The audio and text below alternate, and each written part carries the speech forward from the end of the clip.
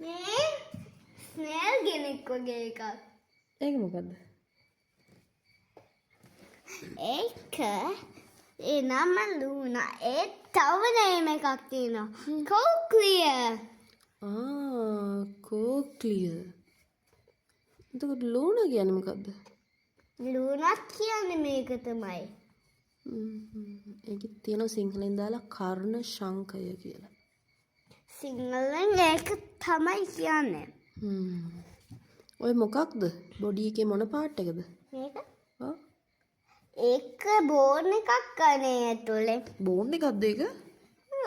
ස්නේල් shape bone එකක්. ෂුවර්ද?